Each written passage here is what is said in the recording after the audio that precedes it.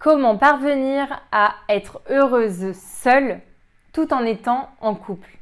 Bonjour à tous et bienvenue dans cette nouvelle vidéo. Je suis Ludivine Musso, votre coach en amour. Je vous aide à vaincre la dépendance affective pour que vous soyez plus heureuse, plus épanouie et que vous fassiez désormais vos choix dans l'amour et non dans la peur. Alors je sais que ce n'est pas forcément facile en fait de parvenir à être vraiment heureuse. En fait, qu'est-ce que ça veut dire être heureuse seule alors qu'on est en couple? Je sais que pour certains, notamment pour les personnes dépendantes affectives, ça va paraître complètement hors de portée, complètement faux.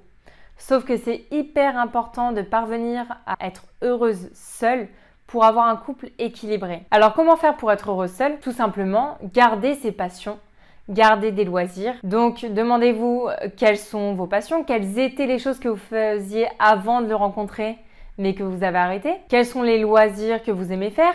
Quelles choses vous avez toujours eu envie d'essayer mais que vous n'avez pas encore testé? Continuez également à voir votre famille, continuez à voir vos amis. C'est important donc de continuer à entretenir son cercle social et familial. Ça va tout simplement vous permettre, vous, donc comme on a dit, d'être heureuse et également de rester inspirante aux yeux de votre partenaire et donc de continuer à entretenir cet amour entre vous deux. Ensuite, ça va être hyper important de ne pas mettre tout votre bonheur dans les mains de votre partenaire. Pourquoi?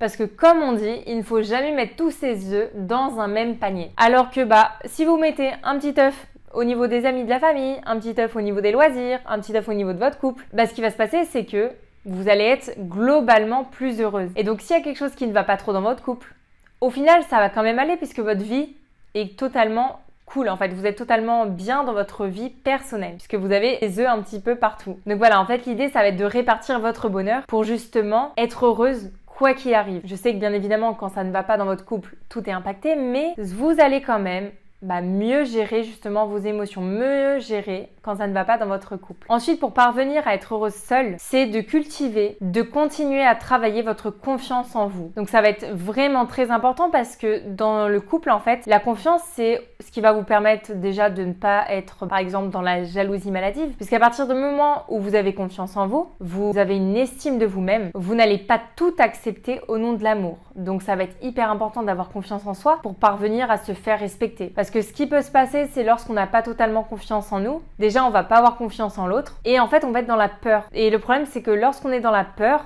finalement nos peurs vont se réaliser. Donc c'est vraiment pourri.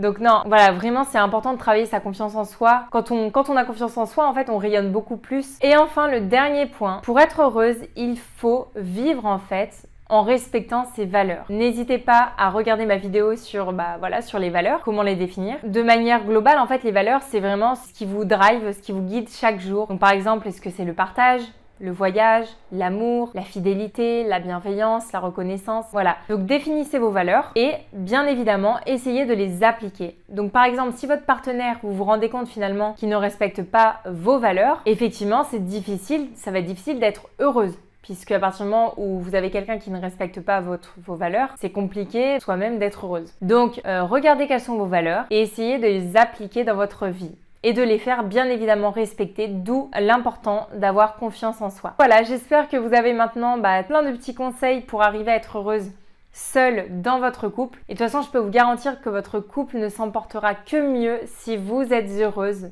personnellement. Voilà, j'espère que cette vidéo vous a plu. N'hésitez pas, si vous voulez réserver un coaching avec moi, à cliquer sur le lien dans la description. Ça va vous permettre d'accéder à un petit sondage qui est totalement gratuit et qui va me permettre d'en apprendre davantage sur votre problématique. N'hésitez pas également à vous abonner et puis on se retrouve pour de nouvelles vidéos. Ciao!